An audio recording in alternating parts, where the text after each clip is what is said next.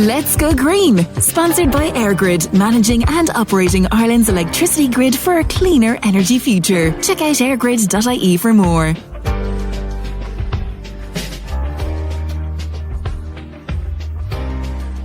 You're listening to Let's Go Green here on Midlands 103, and I hope you are safe and well as you tune in to this week's programme. We have a lovely lineup for you today, and first things first, we're going to be talking about our energy ratings on our homes and all those efforts that people have been putting in across the country to make our houses more energy efficient. But would it surprise you to know that improving the BER rating doesn't necessarily mean we are reducing our energy usage? To discuss this more, we're joined by Dr. Muireann Lynch, who is a senior researcher at the ESRI. Muireann, you're very welcome to the programme. Thanks so much for having me. Muireann, take us through this work that you've been doing. You've been looking at our level of retrofitting here in Ireland. Yeah, so what we realised here was over the last number of years, there had been a lot of research published, both in Ireland and internationally, on residential heat decarbonisation. And we just thought it was a good idea to kind of draw it together and see were there any common themes, any messages, any policy guidance we could draw out of it. So to set the stage, we kind of had a look at retrofitting and residential heat decarbonisation to date. And the Climate Action Plan kind of targets a 40% reduction in emissions from the residential sector by 2030. At the moment, we're on track to do about 22. So a little over half of the plan. And in order to enable that to happen, the idea is that you essentially electrify. So you retrofit as many homes as you can to be very efficient, and you put heat pumps into them. And that's kind of the only game in town. Now, just looking at the numbers so far, we don't have full data on every retrofit done in the whole country, because some are done by local authorities and then some are done completely privately, maybe without the assistance of any grants.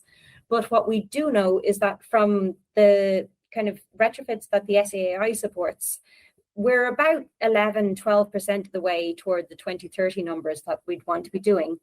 And then in terms of heat pump installations in existing buildings, we're doing even worse, about 3.5% of the way. Now, a lot of heat pumps are going into new builds, which is great. All those new builds are essentially all fossil fuels. But for the existing stock, we're kind of nowhere near we kind of wanted to be. But then there was another strand of the literature that multiple studies by ourselves and by colleagues in Trinity had found. And this is that it turns out that BERs are not actually a great predictor of energy use. Now, that's not to say that they're useless, but it's more that when BERs are kind of determined on the basis of engineering models that sort of assume, well, if you've got this kind of U value, and if your windows have this kind of glazing, and if your attic has this kind of insulation, all that kind of thing, then we assume how much energy does it take to keep the building at 18 degrees year round. But the reality is people in poorer rated energy efficiency homes, they tend to just go cold. They're not actually running their heating full whack all year round in order to keep the dwelling at 18 degrees. They might light one room, like they might light a fire in one room, keep warm, or they might just be cold. They might put on a jumper. Then there's the fact when you're out of the house, you don't heat it at all, that kind of thing. And then on the other end of the spectrum, it looks like the most energy efficient homes are actually overutilizing energy relative to what the engineering models predict. What are the reasons for that? Not entirely sure. First of all, we assume that a heat pump has what we call a coefficient of performance of 4. So what I mean by that is... That's a mouthful. You're going to have to take us through that. So what all we mean by that is you put in 1 unit of electricity and you get out 4 units of heat. Okay. And that's the thing that's really cool about heat pumps in general, the fact that they turn a certain amount of electricity into more heat, just because of how they work. And that is awesome, and heat pumps do that. But the COP of 4 that's assumed, it really only applies like in a lab-based condition with the exact right insulation, and the heat pump is perfectly sized to the building and all that kind of thing.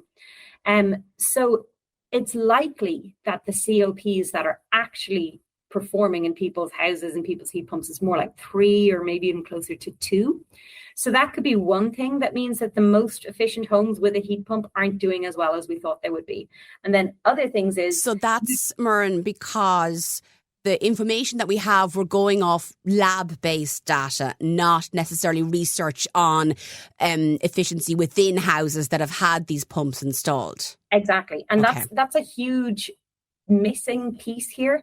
One of the things that we would love would be if we could get more data on what are people actually doing in their homes, pre and post retrofit.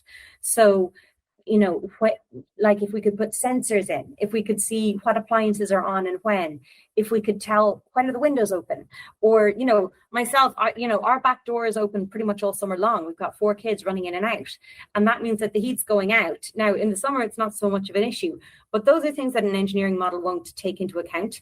They're going to assume that everyone is behaving perfectly. So it kind of stands to reason that the BERs wouldn't be 100% accurate. But what I was surprised at was kind of how inaccurate they were, in that the average energy usage is pretty much the same across the spectrum, from A-rated all the way down to G-rated homes. That now, there'll be people listening to this that are really perking their ears up going, hang on a second, I'm investing a lot of money into retrofitting my home, and this sounds like I'm not going to save as much money as I think I am, because I'm still going to be using as much energy. So if that's true, and it certainly seems to be for some households, what you have to remember is, okay, but your home is now a lot warmer. Okay. So basically at the moment you're under consuming because there's no point turning on the heat and just having it all go out the roof and out the windows. So you're just cold all the time. In this way, it's like, well, I can spend as much money or even less money than I was spending on energy, but my house is actually comfortable. So that's where the trade-off is. And in fairness, like, retrofitting isn't supposed to be purely an energy policy. It's also meant to have kind of benefits for things like comfort and health and all that kind of thing. But this paper was specifically on decarbonisation. So what, you know, kind of the take-home message really is, it's not that retrofitting is bad. It's not that heat pumps are bad. It's not that we shouldn't do those things. We absolutely should. But if we do want to meet the targets in the residential sector, then we're going to have to look at some additional measures. And what might those measures be? Because, like, the fact that, like, we're constantly hearing about the importance of retrofitting our home, that, you know, and all these grants, and there's a lot of media conversations around it. And even, like, I would do them here in the show, even just helping you to get your head around how to apply for a grant and all of that. But if we want to actually forget about, you know, even if you did forget about the 30%, the reduction by 2030, for example, that we're trying to hit, that we're not going to hit, of our carbon emissions as a country, like, what do we need to do to actually make inroads in climate change mitigation and really feel the benefits of it? Well, one of the things that we found in another strand of the literature we reviewed is that there's also significant behavioural barriers. So kind of aside from how much it costs to do this thing and how to get a grant and all that, and I've actually done a retrofit in my own house. I have a heat pump and we got the grant. So, you know, I'm not saying you shouldn't do it, but there are a significant proportion of householders who say that they have no intention of doing anything like that. Okay. And they just, you know, for whatever reasons, they're happy with their house as it is, and they wouldn't dream of making any changes to its physical properties or anything like that. So, and then furthermore, you've got those financial barriers that some houses have, you've got informational barriers. And then finally, there's the fact that we've got about 2 million houses in the country. The target is for 500,000 retrofits. So there's still going to be over 1 million houses, even under the best case scenario in 2030, that are not heat pump or retrofitted. So what might be some alternatives for those, as you ask? Well, first of all, one interesting thing is that there are a large proportion of dwellings in urban areas particularly that aren't actually on the gas network that could be. So, you know, there are housing estates in certain urban areas where some of the houses have gas central heating, but some houses have an oil tank in their back garden. And gas is still a fossil fuel, but it's a lower carbon fossil fuel than oil. So a quick win might be connecting some of those houses onto the gas network. And then for houses that aren't actually close to the gas network and that have an oil boiler and for whatever reason can't or aren't going to retrofit, there are actually alternative fuels that you could burn that are lower carbon again. So one is LPG. And again, this is a fossil fuel, but it is lower carbon than gas. It's lower carbon than oil. So it's essentially just liquefied gas. You do need a new tank for that. But what most LPG suppliers do is they kind of just put a standing charge on your bill. So they give you the tank, they don't charge you for the tank up front. You just pay off the tank through a standing charge on your bill. And then other options that are even lower or zero carbon would be renewable fuels, renewable biofuels. So the likes of HVO, and then also some new next generation biofuels. So biodiesel is one. It's a byproduct of sustainable aviation fuels, because obviously you can't run a plane on batteries. So there's a lot of research going into how do we do aviation in a renewable way. I'm sure you're familiar with the fact that there are a lot of challenges around some of those fuels, particularly HVO around feedstocks. And there's a concern with HVO, isn't it? That, and I know we've talked about it on the show before, but for listeners' benefit, there is a concern that it's not everyone is being as honest as they should as to where the source, where this fuel is coming from and how eco-friendly it really is. Yeah, it seems that there's all sorts of essentially fraudulent supply chains.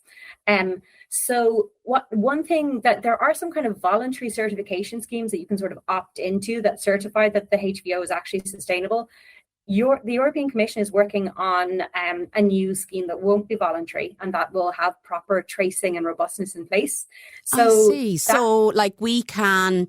I go to a very high-end restaurant, I order a steak, I could nearly ask the chef what farmer bred the cattle for the steak. So in theory, if the EU does create this system, we could nearly do that with the HVO fuel, hypothetically speaking. And furthermore, I wouldn't be surprised if it becomes a kind of a requirement at EU level that any HVO sold within the EU would need to be certified correctly. Okay. A very easy way of doing it, like in the meantime, you could just say, your HVO has to be sourced within the EU, because it seems that the fraudulent supply chains are, for the most part, from outside the EU. But of course, that is also where the cheaper stuff is available. So there is that cost trade-off again. But then all of the synthetic fuels, so the e-fuels, that's not a feedstocks issue at all. They're just literally byproducts of other fuels that are being made. So again, we're not saying that this is the solution for everybody, and we're certainly not saying it's a long-term solution. In the long term, we see full electrification as being the obvious way to go. This is more just in the meantime, are there other policies we could do alongside retrofitting, so that until people manage to retrofit and until people manage to put in a heat pump, they might at least reduce their usage of oil or gas and instead use lower or zero carbon fuels. Do we need to look at how the government is communicating all of this to us? Because I think a lot of the messaging has been on retrofit this, retrofit that, and there's been very little education of us as a society about the options that you've just discussed. Well, at the moment, the policy is just full square behind electrification and retrofitting. There is no policy support for alternative fuels. I understand why. For example, in the switching to gas case, you wouldn't even, the government would be precluded from even financially supporting that, even though it is a lower carbon fuel, and that's due to EU directives. I wonder sometimes, and this isn't confined to residential heating, I think across the board, when it comes to energy policy, sometimes we let the perfect be the enemy of the good. And the idea is that, the final destination isn't biofuels at all. So we can't have biofuels in the meantime. That's a fair enough position. It's one I happen to disagree with. But I think the main thing is we think this should at least be part of the conversation, and part of an honest conversation that says, look, we're not going to do the kind of retrofits we were hoping we'd do by 2030. Given that we're not going to, we should make a choice. Do we miss the target by a lot? Or do we meet the target another way, or miss the target by less by using another way? And maybe the answer is no. We're actually better off just missing the targets because the problems with biofuels are too great or whatever. But we just think it's a good idea to open the conversation at least. It all sounds rather logical. And I know there's been a lot of people they ask me a lot, actually. I get a question around hydrogen fuel for cars and why we don't talk about that. And I think perhaps maybe the onus is on us as the public to go and do a bit more research, particularly when you have to take into consideration when the government has to take into consideration a government rule or European Union rules around what they can financially support and all of that.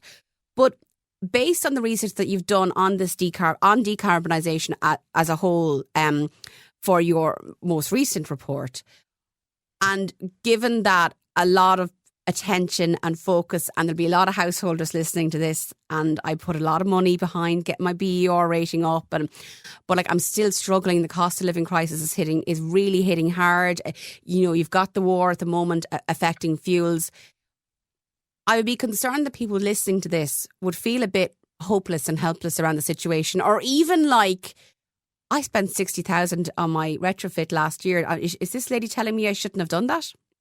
So I spent a huge amount on my retrofit as well, and I'm glad I did it, and I do it again tomorrow. Okay. It was the right choice.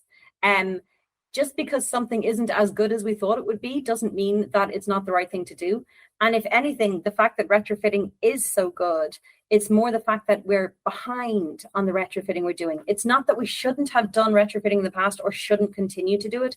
It's just we wanted to do 500,000. We now know that's not going to happen. So what do we want to do instead or as well?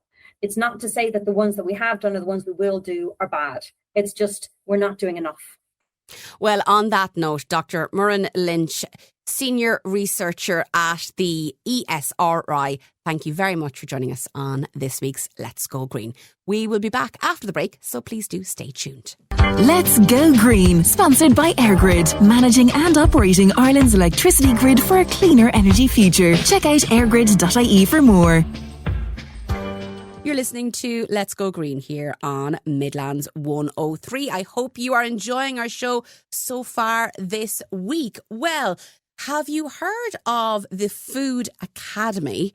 It's an initiative organised by the local enterprise office and, of course, SuperValu manage it as well. And the idea is to help food and drink producers to get their wares into supermarkets, which for small companies is often a major challenge. And particularly if you're trying to do things in an environmentally friendly way, that also, getting that distribution chain and all of those logistics, it can be quite a lot. But the programme has reopened again for this year and is open for new entries and people from across the country. Anybody involved in producing food or drink is encouraged to attend, and you can find out more from SuperValu or from your local enterprise office if you'd like to apply. But to talk to us about the programme and what it involves, I'm joined now by Fiona McCormack of Farmhouse Bees and Trees, and you're based, Fiona, in Abbeyshrew in County Longford, I'm told. Hi Aisling, yes, we're based in Abbeyshrew in County Longford.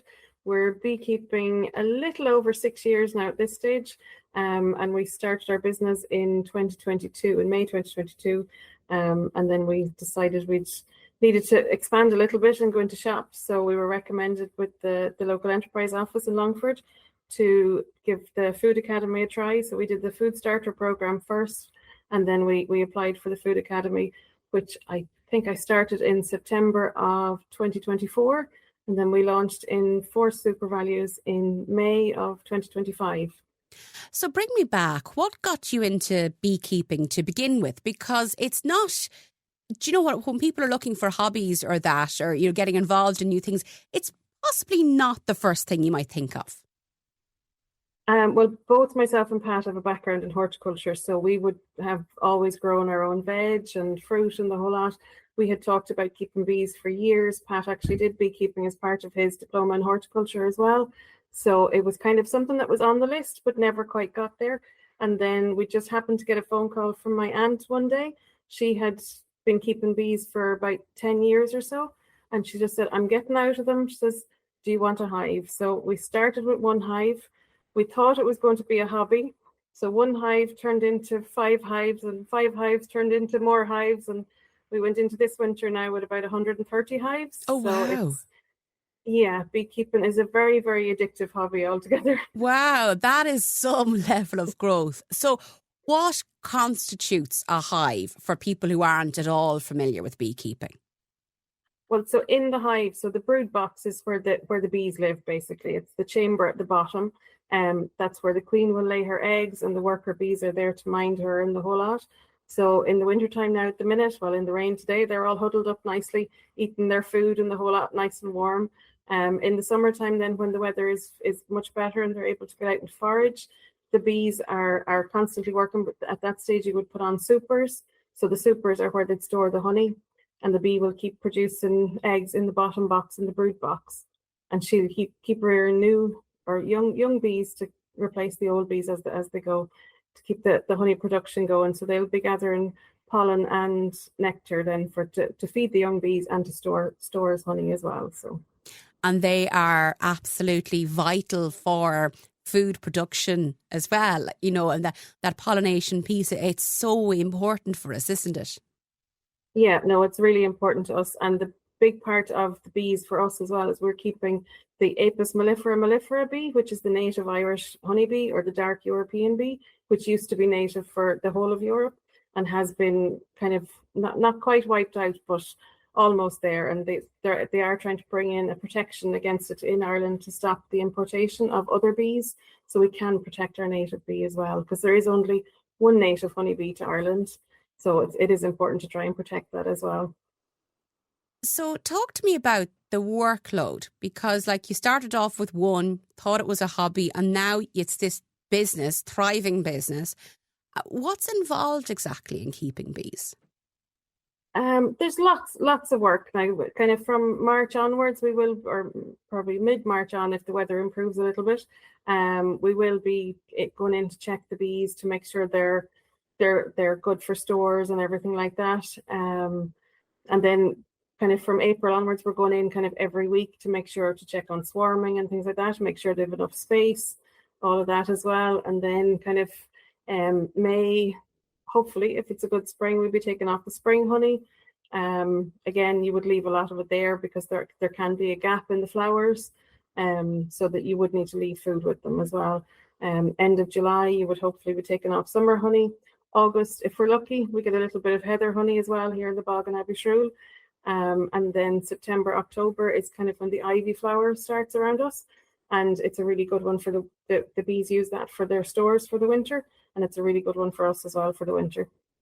And of course, we know that there are significant health benefits to eating local honey. And I remember hearing research a couple of years ago now that the Irish heather honey is as good for us as Manuka honey that people might spend a small fortune on in the pharmacy when we get maybe the odd sniffle or a cold.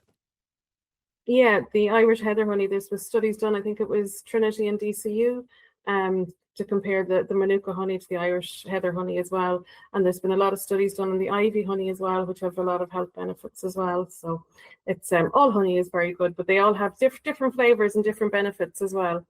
So your spring and summer honey would be kind of more for anybody with allergies, hay fever, things like that as well. So Okay. I'll be looking to stock up as a hay fever sufferer myself. So then, Fiona, talk to me about that transition from having, like, say, the first hive, it's going to be a hobby, and then actually maybe we could turn this into a business. How did you approach it? Well, it just kind of, really bad way to say it, but it just kind of happened. It grew very, very slowly for us. So, well, to us it grew slowly, but we just kind of increased our hive numbers. Some years are better than others for honey if the weather's not great. It was described to us a few years ago by an older beekeeper. He said it's like a three-legged stool. You need flowers, you need the weather, and you need the bees. So if you're missing one, you don't get your harvest really. So, but it just grew slowly, and we kind of increased our hive numbers as we went. And we have a lot of, luckily around here, we have a lot of landowners that have said, oh, we have a corner of a field here, you can put some bees there. So we have a lot of out apiaries as well. So probably the furthest away is about 20 kilometres from us. So it's not too far away. So that's interesting. So it's not all on your own land. You're working with other farmers. Yeah, no, we're working with other farmers. We couldn't have that number on our own farm now. We wouldn't have enough space for them. So we would have to put them out further afield altogether. So talk to me then about the programme that you did with the local enterprise office and how that worked for you. What kind of support was available?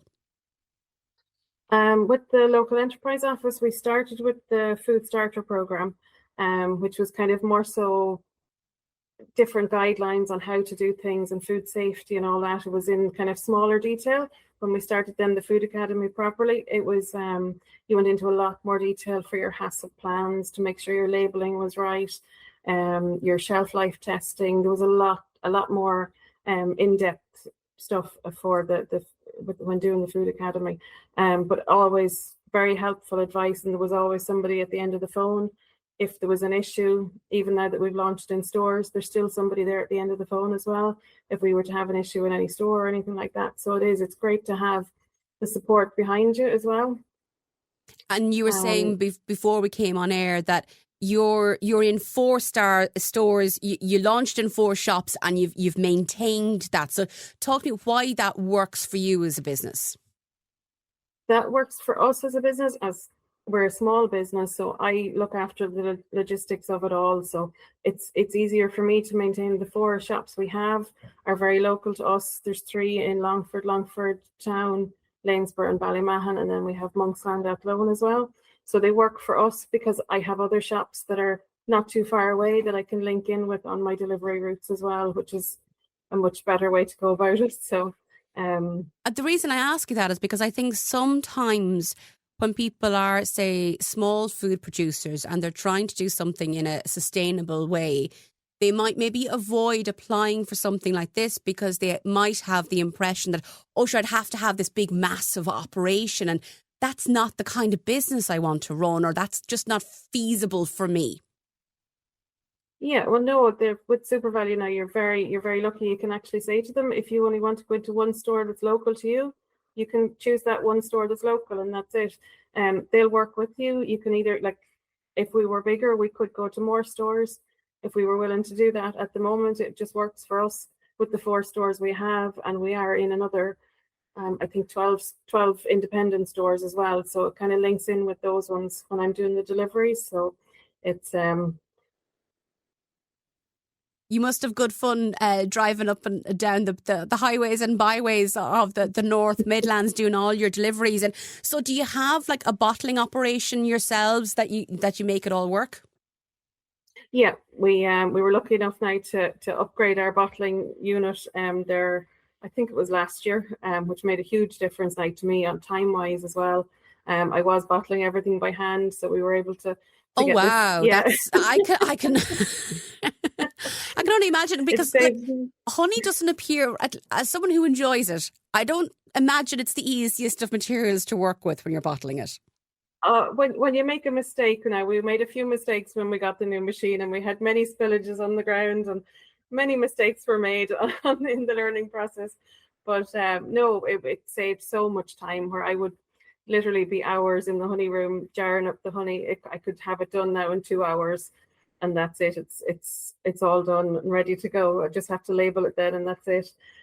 So we'll slowly upgrade the labeling system now in another while as well. So at the moment, our labels are all printed on recycled papers as well, with using eco inks. So that was a big part of the sustainability kind of end of it, with the glass jars and all that as well for us.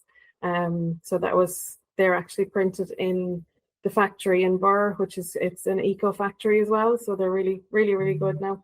We've had Brendan and Lisa on the show a number of times from the factory in Burn. They really are a great operation. I even get my own business cards printed. They designed all our labels as well. Yeah. They were really, really helpful now the whole way. So. Yeah, and I can see that because I've got them to print my own business cards as well. Just really, really easy to deal with. And to do things in that sustainable way is very important. So then you've been through the programme, you've been there, done that. It's been successful for you. Would you recommend listeners apply for it? Yeah, I would recommend, even if they didn't even go to get into stores, to give them the advice to make sure your safety plans are correct and the whole lot. There is a huge benefit to doing it. I found it anyway. There's a huge benefit to doing it. And for us as well, getting to meet other producers when you go to the classes and that as well. Like there was some in our group, there was some from Roscommon, there was some from Donegal. They were kind of all over the place. where you wouldn't normally get to meet them as well. So which is really good to meet different producers. So it's but no, it's I would recommend doing it now. And I have to say, all the stores we're in are very easy to deal with as well. So it's a nice program to be involved with. You're right to mention your classmates, as it were, as part of the programme, you know, because if you have a good group of people in something like that, it really does make it that bit extra special. And it's always, like, I firmly believe in learning collectively. And, you know, you might have a problem that you solved 6 months ago that somebody else in the group is facing today that you can help them out with. That it's a lovely way to learn, really, isn't it? Yeah, it's a really good way to learn, and it's really good to taste other products as well, especially when they're really, really nice. I'm sure you're an expert in them all now at this point, Fiona. So the Food Academy, through SuperValu and the local enterprise office, they have past €300 million in lifetime sales, which is a pretty hefty fee. But the programme is now reopened. It's open for applications for the 13th year. And there is an information webinar taking place this coming Thursday, the 19th of March, between 3 and 4:30. So if you're thinking that this might be something for you, you can apply for it. You can look at the local enterprise office website, localenterprise.ie, or you can search for localenterprise.ie/food supports /food-academy-programme. If you don't have a pen handy, just Google the local enterprise office SuperValu and you'll definitely find it there. Fiona, thank you so much for joining us on Let's Go Green to talk to us about your journey with beekeeping and launching your business, your honey business. I'm hoping it'll go from strength to strength for you. Thank you very much. We'll be back after the break. Let's Go Green, sponsored by EirGrid, managing and operating Ireland's electricity grid for a cleaner energy future. Check out airgrid.ie for more. You're listening to Let's Go Green here on Midlands 103. Well, we are officially in spring, and that means that we're getting close to sheep shearing time. And you might be wondering, why is she talking about farming on an environmental show? Well, there's a connection here, because often farmers don't have an outlet for the wool when it's shorn from the sheep. But there's a group of people who are trying to revive the Irish knitwear industry and woolen industry and try and get Irish wool milled and spun right here on the island. And to talk to us about a new fundraising initiative, we're joined now by Lynne Gallagher of Irish Heritage Knitwear. Lynne, you're very welcome back to the programme. And I know, Lynne, we discussed this problem before, but for listeners who aren't au fait with it, what's the issue with Irish wool at the moment? At the minute, we have thousands of kgs of Irish wool every year produced.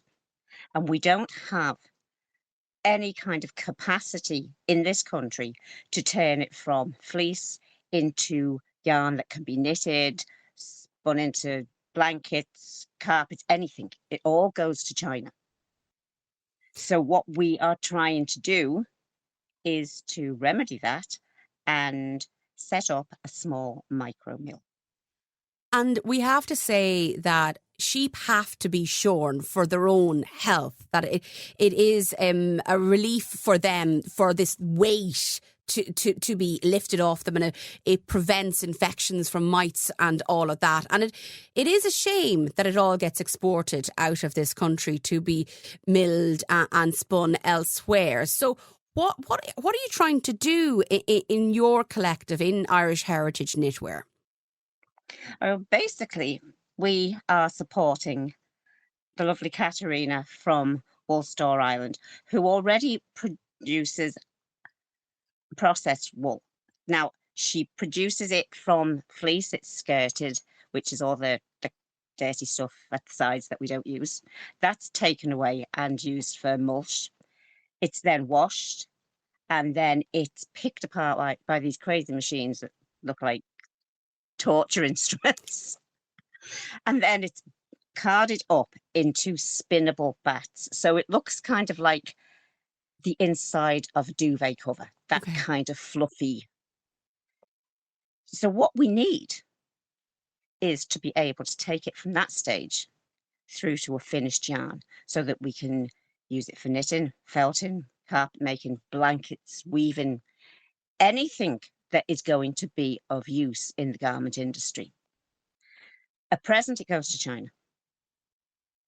And it's not an ideal situation because it's not being produced fully in Ireland. It's not eco-friendly because of all, we've got all that fuel that's being Yeah. used where we don't need to have that. If we could use it in Ireland, then we are literally taking from the sheep to yarn in Ireland, completely keeping that as a circular part of the economy. Great for jobs, great for farmers, great for crafters. And it is that circular economy piece. This has the potential to revive what is effectively now a dead industry. Absolutely. And I mean, look at Tullamore. Tullamore had a huge mill not too long ago, and now we don't. There is nothing at all. And it's very sad that that has gone because we've gone to the much more easily produced, cheaper synthetic textiles. But they're nowhere near as good. They don't last as long and they don't help the planet. Yeah. And at this stage, we need to encourage that back.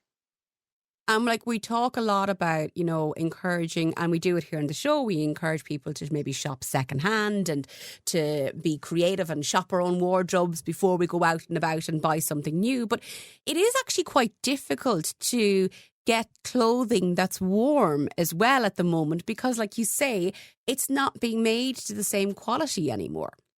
So exactly. And if we had, a truly Irish wool, that would be so much easier then for designers, for fashion brands to really make something that's more suitable to the climate that we have and perhaps keep us that little bit warmer in winter months in particular. Absolutely. And to think that we have all these beautiful sheep and these fabulous breeds of sheep in Ireland, and most of it ends up dug into the ground. I know one fabulous flock of Jacob sheep, and all he does with his fleece is just use it for mulch. And it's actually really sad because, I mean, pure wool, as you say, it keeps in the heat, but also in the summer it lets the heat out. So we've got a fabric that is really, really useful to everybody in every season, as it was. And we are kind of making inroads into this. There are a lot of designers, myself included, that are using pure Irish wool. But again, to be able to say, I have somebody who has a flock of organic sheep and their organic fleece is fabulous. I want to be able to see that taken from the sheep back to me in this country without having to pay import duty and export duty and all that rubbish. It will ultimately keep the price down. Because at the minute, pure wool, to do that is so expensive. And this is why China and these producers who take in everything and do it cheaply in big mills without the kind of stringent controls that we would have here are making so much money. And we're getting substandard garments. So then talk to me about this micro mill and that you're trying to help raise funds for. Leader is offering money towards this. So this is something that we're really close to making happen. Absolutely. Leader are offering 150,000 of funding. So we need to be able to raise the other 150,000. Now, we're not asking people to donate hundreds and thousands of euros. It isn't possible. We know this. Unless you're a business who'd like to get behind us, and then, of course, yes, thank you very much. We will take what you'd like to give us. But I mean, everybody can donate, even if it's a £5 or a £10. The more we get in, the closer we get to being able to get this up. And in the last couple of days, we've raised nearly 6,000 euros. We only set it up yesterday. So There's a huge demand for it. And I mean, all the farmers out there, I know what they're going through with not being able to find a decent market for their wool. I mean, when you consider 20 cent a kg from wool merchants and 40 kg, which is a massive amount for organic, it's ridiculous.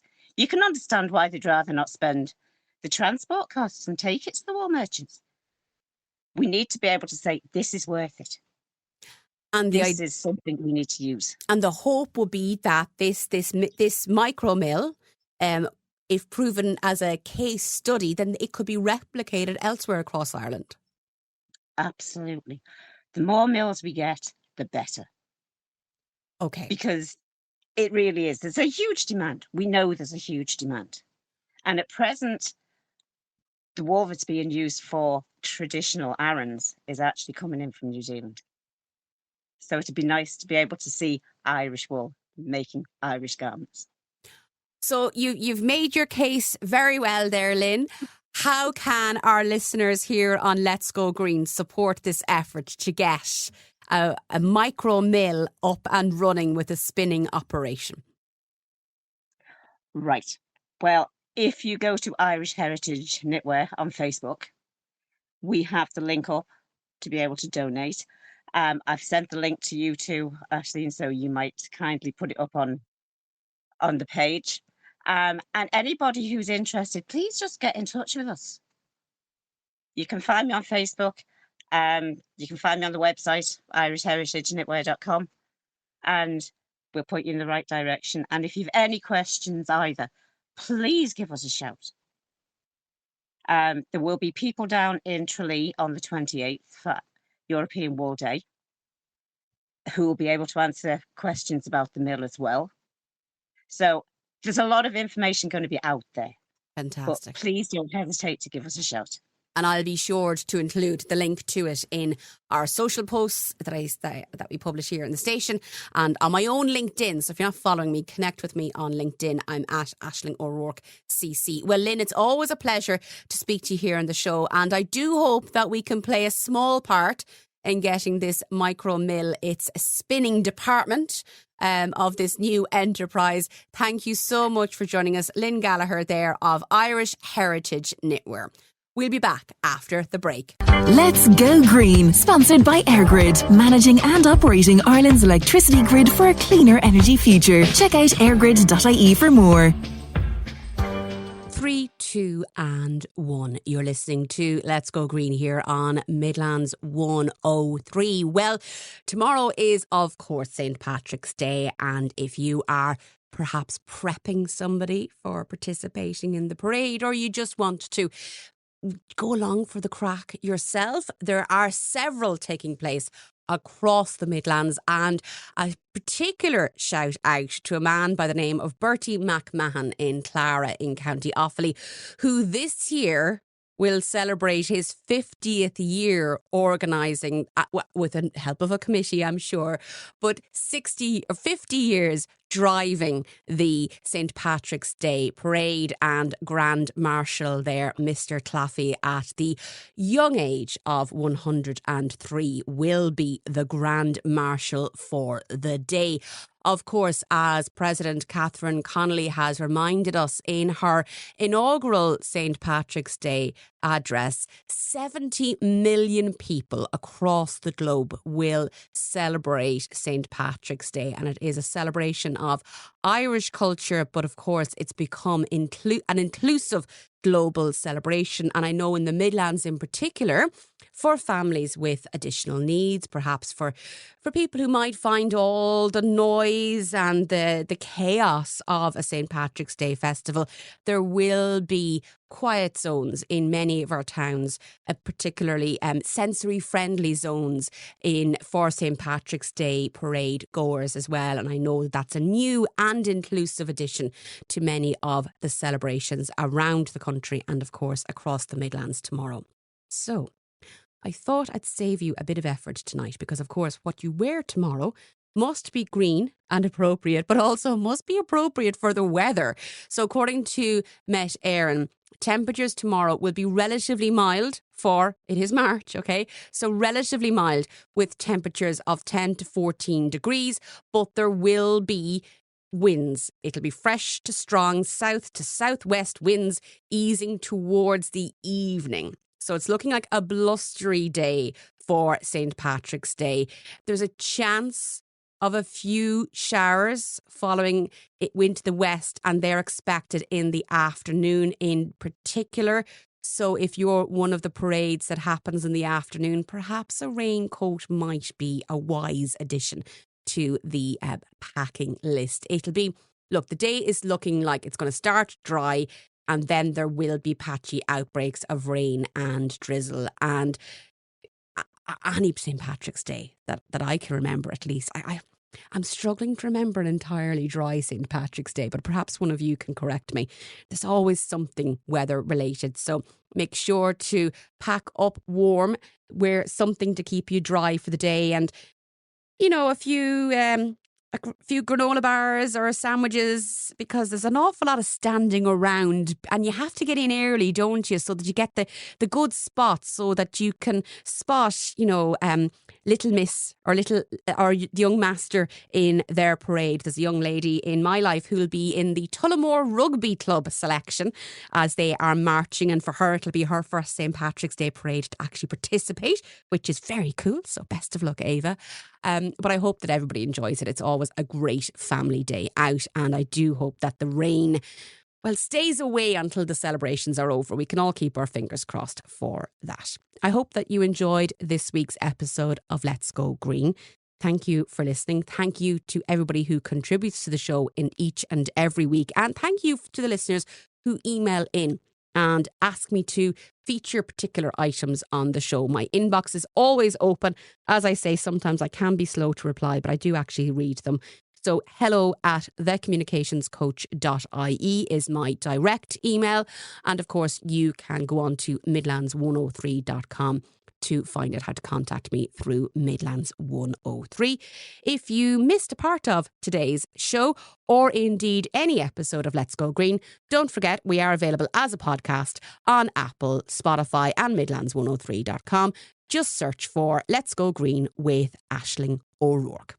Have a great week, stay safe, and Lá Féile Pádraig Agin. I'll be back same time next week with another episode of Let's Go Green here on Midlands 103.